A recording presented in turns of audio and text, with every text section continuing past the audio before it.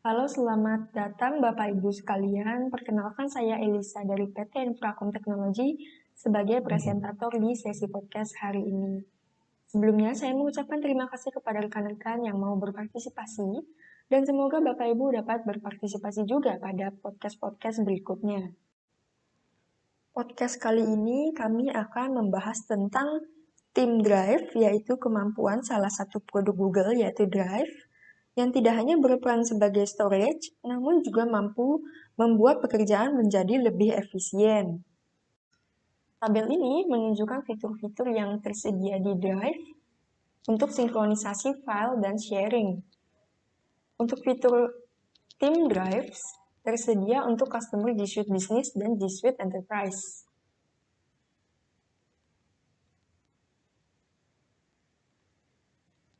Beberapa kelebihan yang dimiliki oleh Team Drive adalah yang pertama, file ini dimiliki oleh tim, sehingga file tersebut tidak akan hilang atau terhapus apabila user keluar dari tim atau meninggalkan timnya. Yang kedua, mudahnya untuk memanage permission untuk sharing file kepada anggota tim. Yang ketiga, Anda bisa dengan mudah menambahkan anggota baru dan ia akan langsung bisa melihat konten yang ada di dalam tim mereka. Salah satu alasan yang paling penting untuk membuat Team Drive adalah bahwa file akan tetap di sana karena menjadi milik organisasi, bukan oleh individu manapun. Seperti yang telah saya katakan pada slide sebelumnya, jika kolega Anda meninggalkan tim atau organisasi, informasi tersebut tidak akan hilang bersama mereka.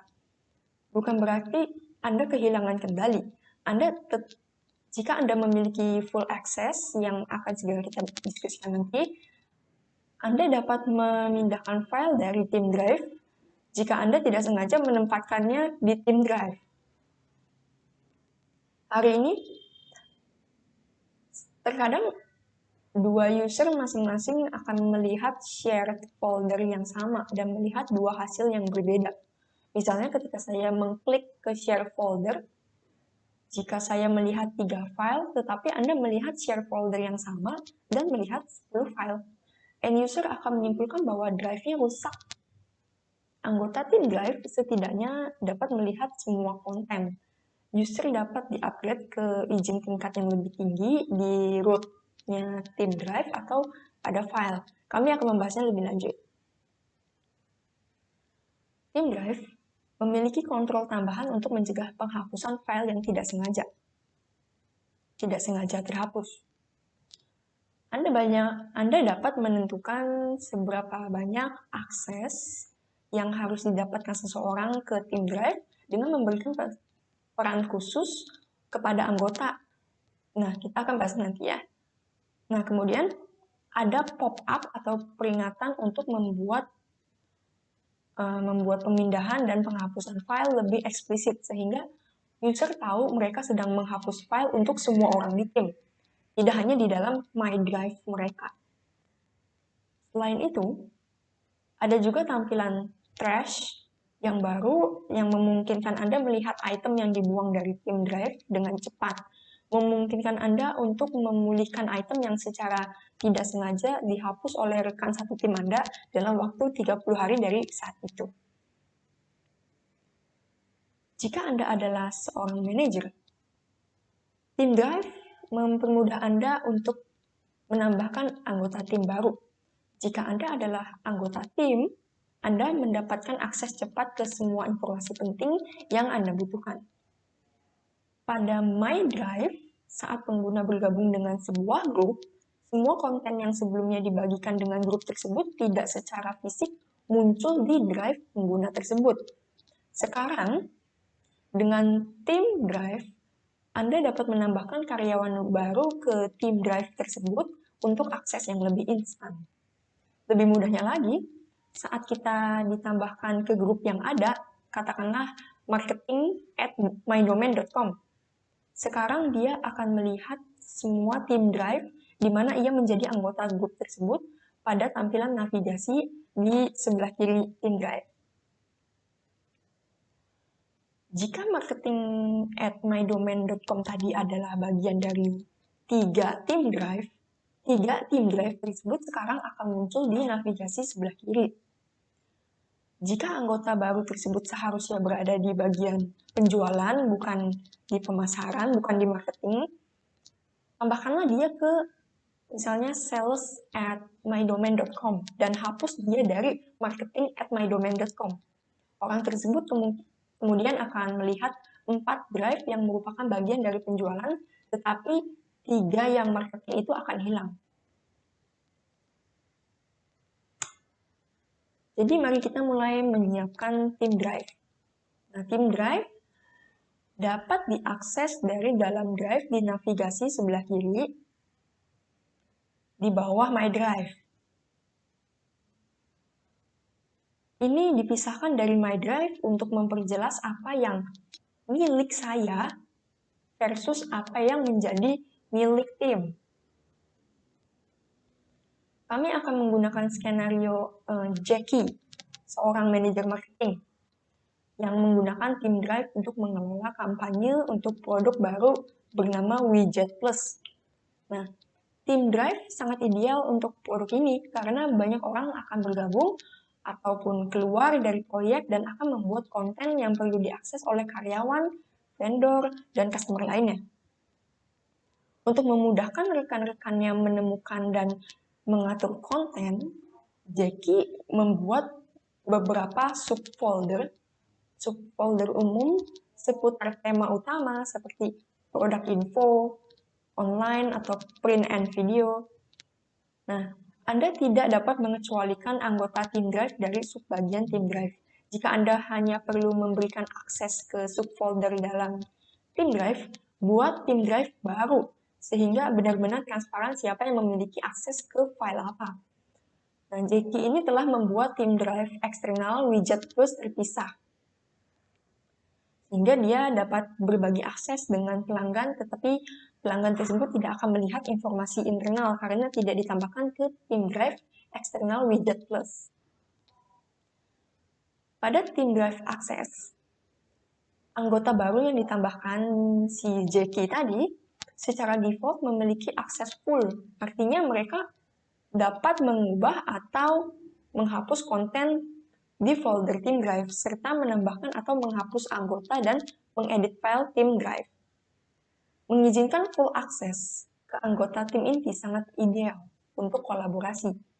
Tetapi Jackie tidak ingin semua orang dapat mengubah konten, menghapus file, atau menambahkan anggota baru. Misalnya, tim sales akan membutuhkan akses ke materi ini sehingga mereka dapat mempromosikan produk baru. Tetapi Jackie tidak ingin mereka mengubah salinan apapun. Untuk melindungi keamanan file yang disimpan di tim drive, ada beberapa level tingkat akses yang berbeda. Yang pertama adalah full access. Anggota dengan akses penuh bisa melakukan editing atau mengomentari dokumen, mengunggah, mengedit, memindahkan dan menghapus file, dan menggunakan, mengundang anggota lain. Bisa juga melakukan unggah atau upload dokumen tambahan atau merestore dari trash, menambah, menghapus, atau mengupgrade akses anggota ke tim drive atau file. Kemudian yang kedua ada edit. Edit akses ini yaitu kemampuan mengedit atau mengomentari dokumen, dapat berbagi file dengan orang lain, mengupload dokumen tambahan, membuat file dan folder baru, restore file dan folder dari sampah, dan dapat menambahkan orang ke file tertentu. Tetapi, dia tidak bisa menambahkan atau menghapus anggota dan memindahkan atau menghapus folder. Kemudian yang ketiga adalah comment access, yaitu hanya berkomentar dan tidak dapat membuat perubahan apapun pada tim drive, file, atau anggota. Tetapi dapat menambahkan saran ke dokumen melalui tombol komentar. Mereka juga tidak dapat membagikan file dengan orang lain.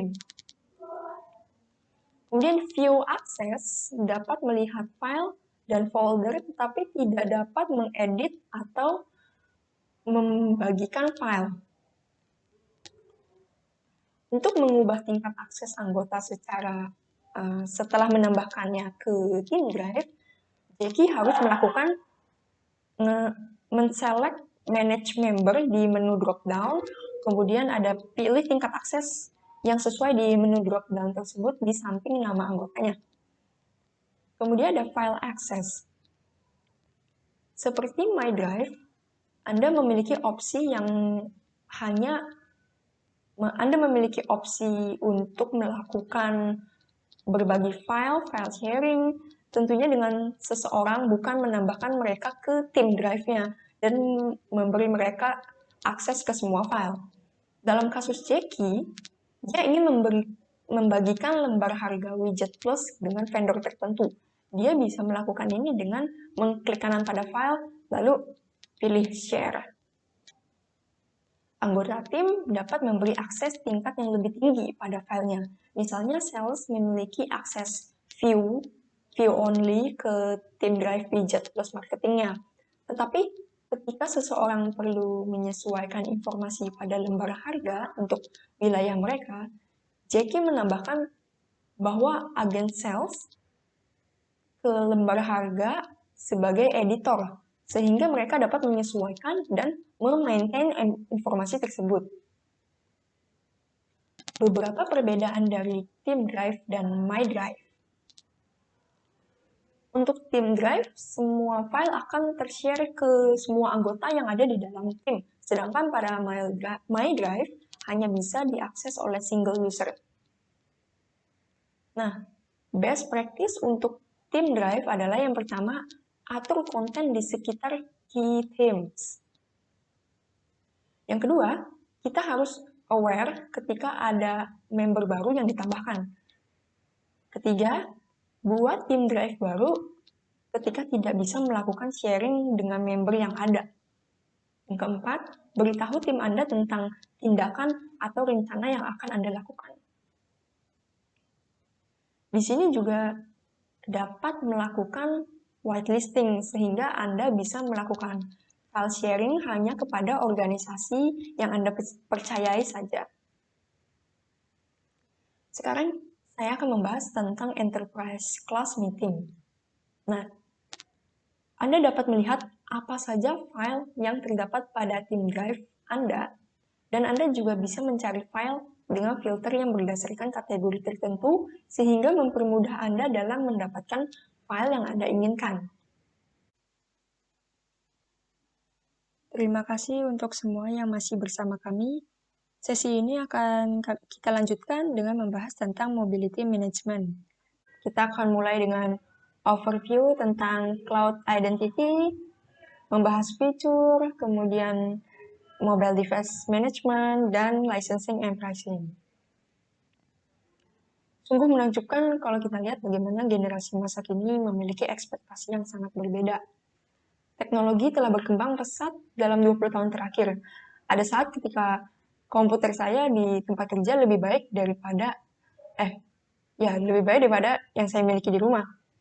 Dan ada saat ketika koneksi internet saya di tempat kerja itu lebih baik daripada yang saya miliki di rumah, dan saya hanya akan mengakses data saya dalam batas keamanan yang ditentukan oleh tempat kerja saya karena saya tidak tahu lebih baik. Sebaliknya, generasi saat ini mereka mengharapkan lebih banyak fleksibilitas. Mereka menginginkan akses ke data dari perangkat apapun dan bisa dari mana saja. Tempat kerja seperti yang kita kenal sedang mengalami transformasi besar-besaran untuk mendukung kebutuhan mereka, dan Anda sebagai pengambil keputusan IT berada di garis depan dalam menciptakan tempat kerja yang aman, terhubung, dan kolaboratif di mana identitas dan manajemen akses berada di depan dan di tengah semuanya. Jelas diperlukan pendekatan berbeda untuk keamanan identitas. Pendekatan yang ada terhadap identitas dan manajemen akses itu kompleks dan memakan waktu. Mereka dibangun untuk dunia on-premise. Mereka tidak dioptimalkan untuk dunia yang mengutamakan cloud saat ini. Dengan semakin banyaknya user yang meminta akses pada lebih banyak perangkat daripada sebelumnya, tim IT kesulitan mengelola network aplikasi, kesulitan juga mengelola device, dan akun user yang kompleks. Ada yang namanya shadow IT, yaitu merupakan tantangan besar dan juga peluang. Kita hidup di dunia tanpa batas atau tanpa tepi. Perimeter aman perusahaan tidak lagi menjadi pintu depan kantor Anda, melainkan tersebar dan elastis melilit setiap user dan device. Pengguna tersebut bukan hanya karyawan Anda, tetapi juga vendor, partner, kontraktor, dan customer Anda. Semua yang memerlukan akses berbeda ke informasi atau aplikasi berbeda dari tempat berbeda di perangkat yang berbeda.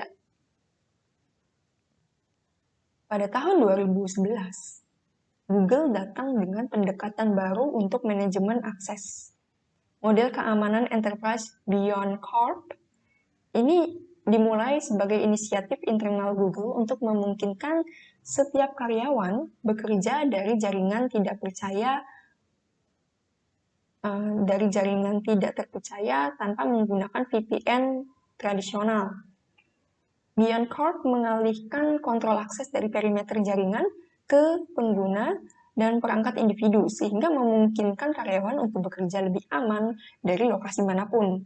Ini mengubah pekerjaan menjadi dunia yang benar-benar tanpa batas. Cloud Identity menikmati beberapa pembeda berikut. Yang pertama, keamanan. Dengan Cloud Identity, Anda dapat mengontrol akses ke aplikasi, software as a service, menerapkan autentikasi multifaktor atau MFA yang kuat untuk melindungi pengguna dan perangkat, serta mendapatkan perlindungan otomatis dari pembajakan dengan adanya data ML dari layanan Google yang memiliki lebih dari 1 miliar user. Kemudian pastikan user and IT simplicity. Memungkinkan user mengakses ribuan aplikasi dengan single sign-on (SSO) dan mengelola akun perusahaan mereka menggunakan proses yang sama seperti akun Google pribadi mereka. Kemudian bertemu dengan Anda di mana Anda berada di Cloud Journey. Dengan penawaran hybrid Cloud Identity, Anda dapat memperluas direktori lokal Anda ke cloud dengan Google Directory Sync, mengaktifkan akses ke aplikasi LDAP lokal dengan fungsi Secure LDAP Cloud Identity, dan masih banyak lagi. Cloud Identity dirancang berdasarkan pilar inti kesederhanaan, keamanan, dan kecerdasan.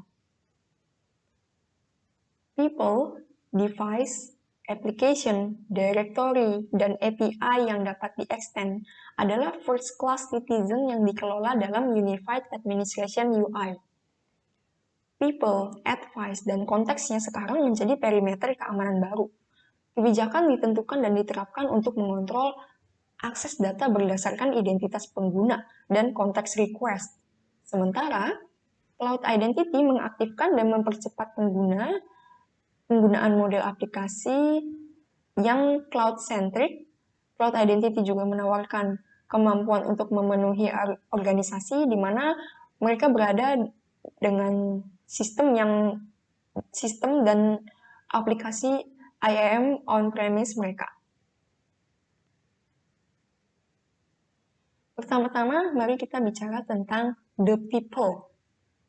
Dengan Cloud Identity, perusahaan dapat menyediakan akun secara otomatis ke direktori Cloud Google menggunakan API. Akun tersebut dapat secara otomatis diterapkan ke dalam aplikasi cloud pihak ketiga menggunakan fitur yang disebut auto provisioning untuk kenyamanan user dan admin. Google melindungi semua akun Cloud Identity dari peretasan atau pembajakan akun melalui penggunaan data ML dari lebih dari 8 layanan dengan user 1 miliar. Cloud Identity menawarkan beberapa opsi untuk melindungi akun pengguna menggunakan autentikasi yang kuat yang kami sebut two-step verification, termasuk push notification, one-time password atau OTP dari aplikasi mobile, bisa melalui SMS atau panggilan suara dan peringatan password. Selanjutnya, karena kesadaran akan potensi kerentanan yang terkait dengan opsi telepon seperti SMS atau kode suara telah meningkat, admin dapat memilih untuk menonaktifkan opsi telepon ini sebagai metode 2FP untuk penggunanya. Kami juga telah lama menganjurkan penggunaan security keys sebagai faktor autentikasi terkuat dan paling tahan phishing untuk high value users. Prinsip utama Cloud Identity adalah kemampuan untuk bertemu dengan customer kami di mana mereka berada dalam perjalanan cloud mereka. Sementara adopsi aplikasi software as a service terus berkembang, banyak bisnis yang masih mengandalkan aplikasi tradisional berbasis LDAP on-premise. Secure LDAP di Cloud Identity memungkinkan Anda menggunakan platform Single Management Access untuk mengakses aplikasi software as a service dan aplikasi LDAP on-premise.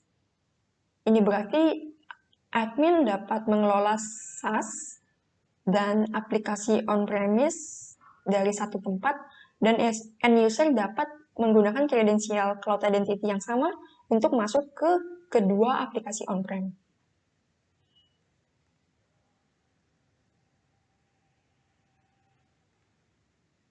Sekarang mari membahas tentang perangkat device. Cloud Identity membantu organisasi menerapkan kebijakan secara konsisten di beberapa endpoint. Admin dapat menerapkan penguncian layar atau passcode untuk mengamankan perangkat, menghapus data perusahaan di perangkat, melihat dan mencari perangkat, dan mengekspor detail tanpa perlu agen yang diinstal. Ini berfungsi di seluruh perangkat Android dan OS, iOS maksud saya. Anda juga dapat mengelola browser Chrome di berbagai endpoint. Jadi sekarang kita tahu lebih banyak tentang Cloud Identity. Mari kita lihat bagaimana sebenarnya tampilan fitur tersebut. Setelah mengaktifkan, Anda akan memiliki akses ke control panel yang kami sebut Google Admin atau Admin Console, dengan tautan langsung ke subset alat untuk pengelolaan perangkat. Dengan Cloud Identity, kita dapat memilih berbagai opsi untuk mengelola perangkat. Dari basic management yang memungkinkan Anda untuk mengatur password dan inventory perangkat ke management advanced device, management di mana Anda memiliki akses ke subset kebijakan yang lebih terperinci dan pengaturan untuk diterapkan ke perangkat. Contoh sederhana untuk menyoroti opsi yang tersedia adalah menegakkan kebijakan password. Anda dapat mengaktifkan penegakan basic password untuk segera memulai atau mengaktifkan opsi lanjutan dan menegakkan aturan yang lebih ketat, seperti secara otomatis menghapus perangkat setelah beberapa kali mencoba. Bagaimana tampilannya di Android? Nah, di bagian kiri Anda melihat gambaran umum aplikasi dan beberapa pengaturan yang memaksa penginstalan aplikasi atau opsi yang tidak dapat menghapus penginstalan. Di sisi kanan Anda melihat private company app store yang dapat dikelola dalam interface web, tetapi dimirrorkan di perangkat end user jika diperlukan. Bagaimana tampilannya di iOS? Di iOS, kami memiliki sistem serupa yang menggunakan tautan toko aplikasi resmi untuk memasukkan aplikasi ke whitelist atau memblokir aplikasi yang akan diinstal pada perangkat. Dimungkinkan untuk memasukkan aplikasi pribadi ke perangkat iOS, tetapi ini membutuhkan penginstalan sertifikasi sesuai dengan persyaratan dan layanannya Apple. Dengan Android, kami memiliki kontrol yang lebih besar atas sistem operasi, ya karena Google juga mengembangkan Android. Hal ini memungkinkan kami untuk membuat opsi penerapan terpisah yang dapat kami gunakan untuk Android for Work.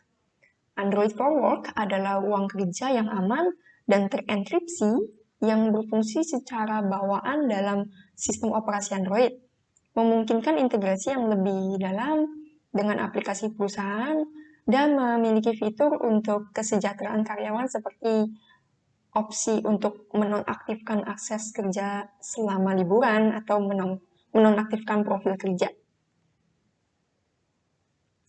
Pada slide ini kita dapat melihat preview manajemen inventory untuk admin.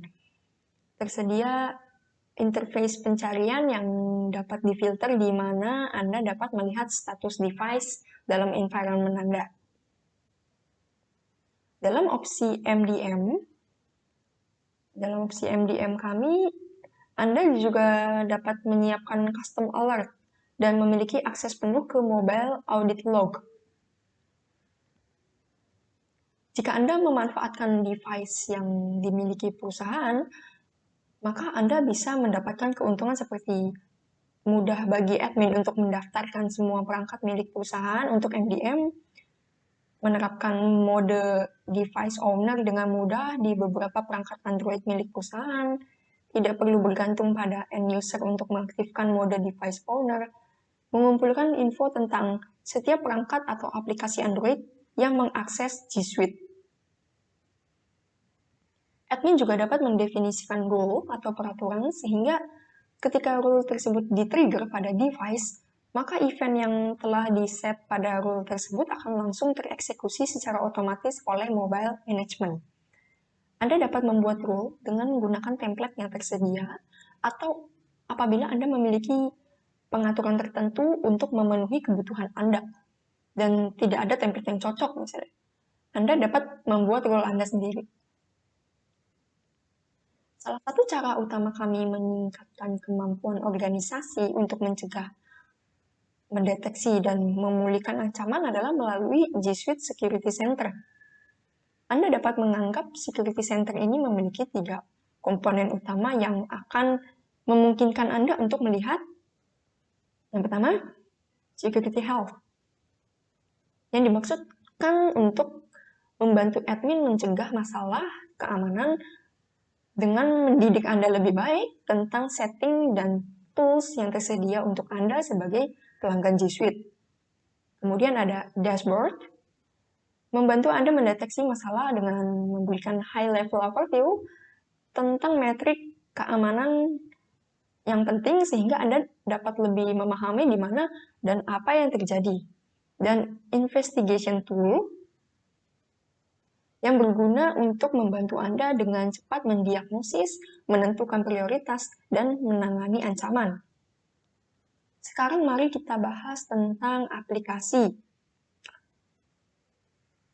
Cloud Identity hadir dengan katalog yang kaya dari ribuan aplikasi federasi yang mendukung standar SAML dan OIDC. Dengan application management, user tidak perlu ambil pusing ketika memprovisioning aplikasi mereka karena sudah auto-provisioning dan de-provisioning. Cloud Identity adalah layanan yang menyediakan manajemen identitas, aplikasi, akses, dan device. Cloud Identity menyediakan 2 edisi yaitu free dan premium. Jika Anda menggunakan G Suite, maka layanan Cloud Identity sudah termasuk di dalamnya. Apabila Anda ingin mendapatkan semua fitur Premium Cloud Identity, maka Anda harus menggunakan G Suite Enterprise, sedangkan G Suite Business hanya mencakup beberapa fitur saja dari Cloud Identity. Di sini kita bisa melihat agenda atau slide interior untuk daftar atau statement penting atau ide. Fitur gratis Cloud Identity dibangun ke dalam SKU Business dan G Suite Basic, sementara fitur Cloud Identity Premium disertakan ke dalam SKU G Suite Enterprise. Artinya, Anda memiliki opsi untuk yang pertama membeli atau mengupgrade ke G Suite Enterprise, atau yang kedua, membeli SKU Cloud Identity Premium Mandiri yang berada pada langganan G Suite Basic atau Business. Tak terasa kita telah sampai pada penghujung sesi podcast kali ini. Terima kasih kepada Bapak Ibu yang telah meluangkan waktu untuk mengikuti podcast series ini. Semoga semua yang telah kami sampaikan dapat bermanfaat bagi Anda sehingga dapat membantu Anda untuk meningkatkan efisiensi dan produktivitas Anda.